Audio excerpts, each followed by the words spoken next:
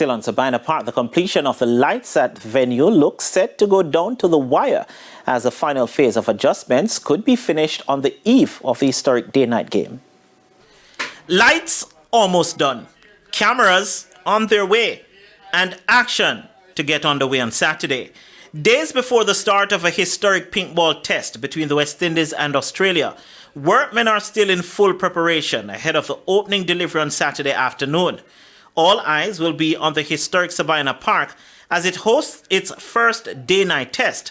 Talking about test, the final one for the lights looks to be going down to the wire. Spencer Whittingham of Citred is however confident that all will be done. I would have rather had the final test last week, but we're working with the time we're given here, and after people still need to be coming in, and West Indies and Australia are both going to be testing here this week. It's going to get in the way of our work schedule here, so we just have to work around that, but we're definitely on track to finish up everything, hopefully by Thursday evening, if not by Friday night for sure.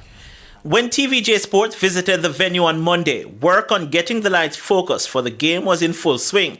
From what we observed, it seemed a tedious process. From measuring to the placing of cones and flags, every adjustment was done with precision and accuracy. Pretty much every single light fixture is going to be specifically dedicated to light a certain area of the pitch. We have all the flags on the ground to mark out the area. And we're going through the testing process where we just make sure everything is aligned and we're getting the correct level of light distribution so we can meet the international broadcasting standards, which is what they're trying to achieve. So unique is the process that Warrant Officer Class 2 Green of the Jamaica Defence Force was needed to guard a specialized equipment needed to get the job done. So we have a very high quality laser that is up on the tower right now, and one by one we attach the laser to each light individually. And the laser will aim at a specific cone on the field here to make sure that it's oriented in the right direction. With Sabina Park not being a cricket-only venue, the new adjustments should be able to suit all events. We know the challenges that they were having here at Sabina Park with the dark areas.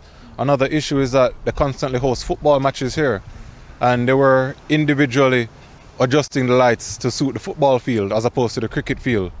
So, sometimes when they're going back to the cricket matches, the lights are not set back in the way they need to be, and they're not having what they're needing. What we're going to provide for them, they're going to be good for cricket, football, anything they want to do here, they'll be good.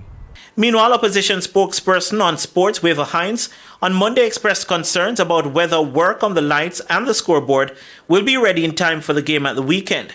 Hines raised questions about whether the lights will be approved for the pink ball game.